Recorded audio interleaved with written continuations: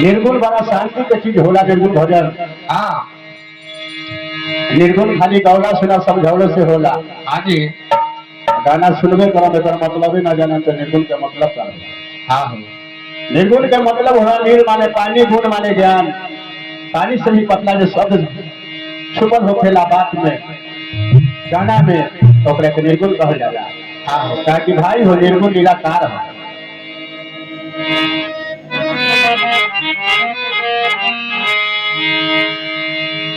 इन मृत्यु लोक में मर्द होखे चाहे औरत होखे हाँ ओकरा दूगो विवाह होखेले। हाँ जी पहला विवाह होखेले जेकरा के विवाह कहल जाला।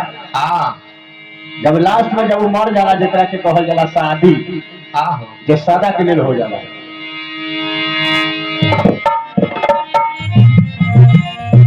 एगो पति पत्नी में इतना प्यार रहे हाँ कि क्षण घड़ी के भी क्षण घड़ी के लेल भी एक दूसरे से अलग ना होत रहे। ना हो लेकिन एगो समय आए जो दोनों व्यक्ति है ठंडा के महीना में पलंग पर जौरे सुतत रहे। जब सवेरे पहर और उठले तो उनका के जगह बता दी सुनत है उठी ना भोर हो गई। अरे बिहान हो गई। हाँ देख के झमोर के उठा बता रहे लेकिन उठत नहीं थे उठत नहीं थे। का है हाँ है काहे को भगवान के प्यारा हो गए। वो अपना पिया के पास में चल गए। हाँ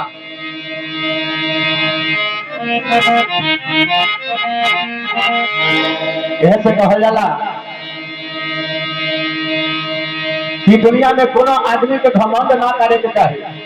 ना हो काहे कि घमंड भगवान के भोजन होखेला। बिट्टू बाबू चाहे आ गया रुक जाए गरमा जाए कोई दिक्कत नहीं है। जब इहे मनुष्य जब पिया के पास में जाले प्रभु के पास में जाले तो प्रभु जी पूछता रहे कि अरे बाबू मृत्यु लोक में गईला का कहिला। हाँ जब माई के गर्भ से बेटा होके चाहे बेटी होके जब जन्म लेवेला कोनो बच्चा तो पारा रोवेले कहले कहाँ माई बहन कहली कि बबुआ देखो ना बड़ा रोता है के हाँ लेकिन ना तो भगवान से कहले कि हे प्रभु रउआ हमरा के कहाँ भेज दे। हाँ हो उहे बबुआ ई मृत्यु लोक में आके पृथ्वी पर आके बचपन से जवानी में कदम रखा था। शादी विवाह लड़का फरिका के जन्म देवेला। घर द्वार बनावे ले हाँ लगातार कमाए में बिजी रहे। लेकिन भगवान के भोज पर आ गई। एगो और शब्द बात बा अपना अपना 10 अंगुली में देखी शंख के निशान हुई। तो विष्णु भगवान कहली कि बबुआ वहां पर जाके भूलबा करना करे कि ना प्रभु जी अरे सब कुछ भूल जाए लेकिन राहुल चर्चा ना भूला। लेकिन सब कुछ मृत्यु लोक में आइला के बाद में उल्टा हो जाए। वही से जाके एगो कवि जी कहले कैसे हो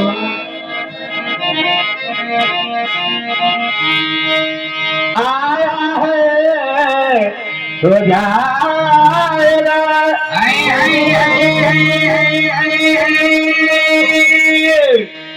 राजा राम के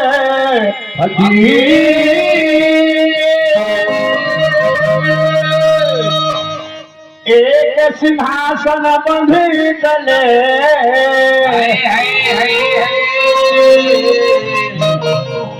अरे दूजे बने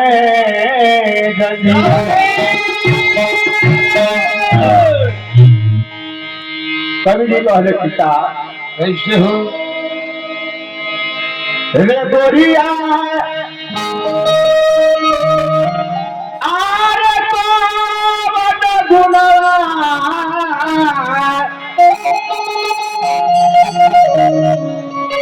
आरे पाई के इतराइल बारू। इन्हीं के रउआ लोग बड़ा ध्यान से सुनो। एक मतलब हम समझेबो करो। बहुत डाले मृत आत्मा से प्रभु जी पूछता है कि रे बबुआ आरे बाबन गुना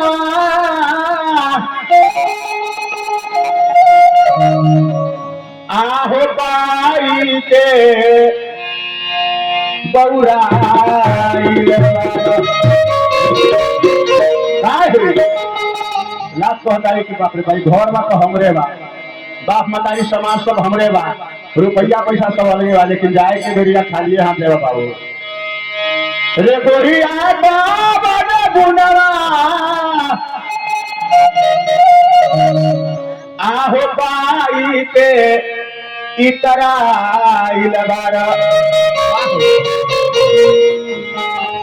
माया में अधू राइल बारया माया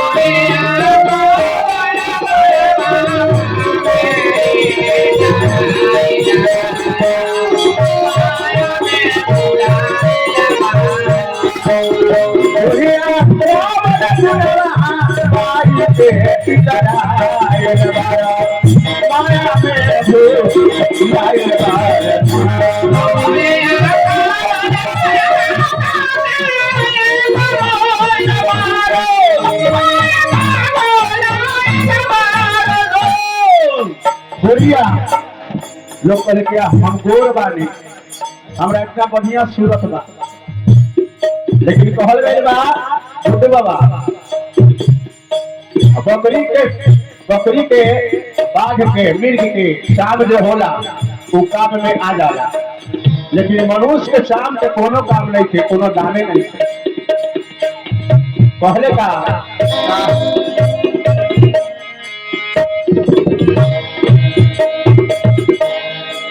रहीना सब दिन एहना जवानी उतरी मुहते एक दिन पानी रहीना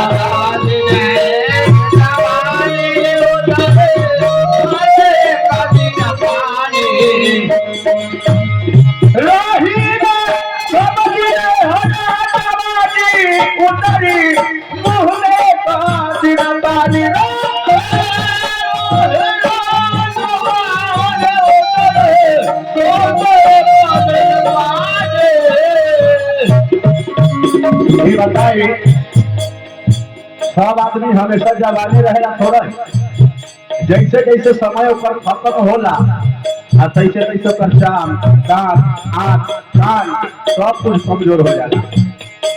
का पहले रोहिना उतरी आरे बुहके पदीर पानी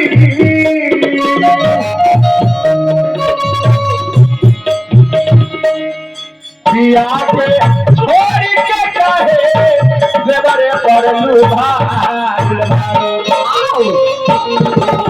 ई पिया के बा, ई पिया ई परमात्मा बा, आ इहा के रहुआ साथे जे विवाह कइले उ देवर बारे ऐसे कहले पिया के छोड़ के कहे देवरे पर लुभाइल बारा माया में हूँ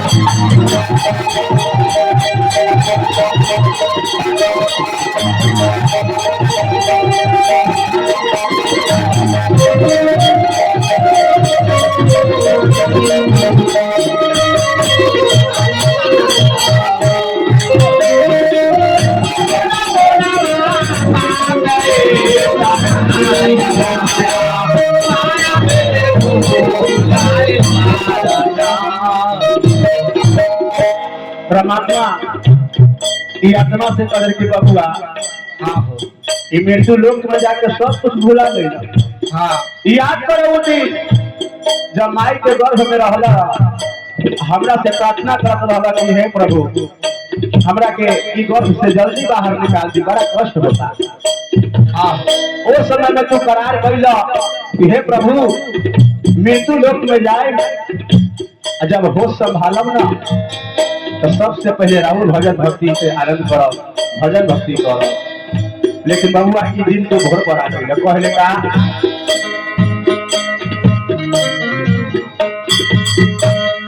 करार कैला हरि गुण गाई आगे कैला सब भूलाई। करार कैला हरि गुण गाई आगे कैला सब भूलाई।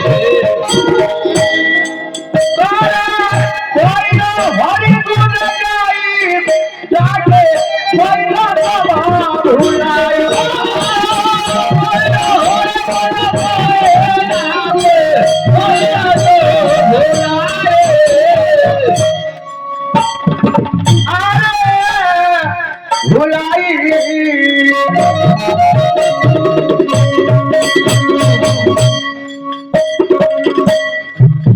असली छोड़ के काहे नकली करलू भाई। जे दौड़े ना जाए ओकरे माया में लपटाए रहे, लेकिन जे सब दिन साथ दिए भवसागर से पार उतारिए। भातार के मतलब गलती ना होला, हाँ भातार के मतलब होला भव।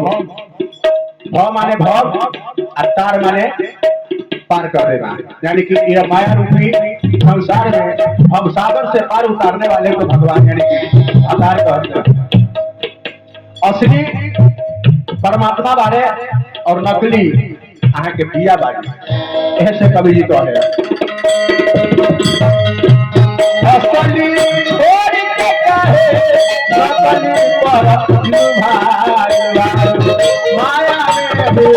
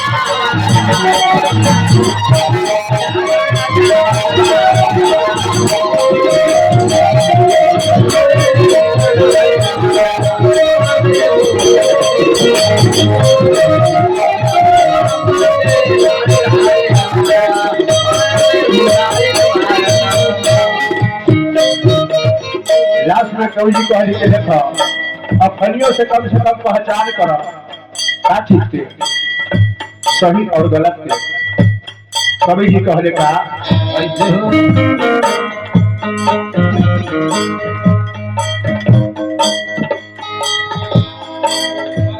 नहिया इह दुनिया से तोरा नाता यह दुनिया से तोरा नहिया उहे पिया से जोड़ा।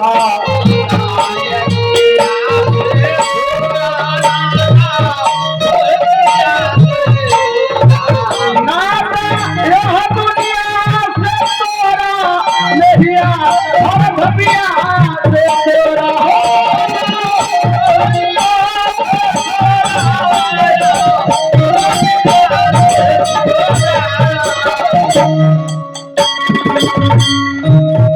असली और है नकली पढ़लू भाई कि असली छोड़ के काहे आरे नकली पर लुभाइल बारो। आरे माया में भुलाइल बार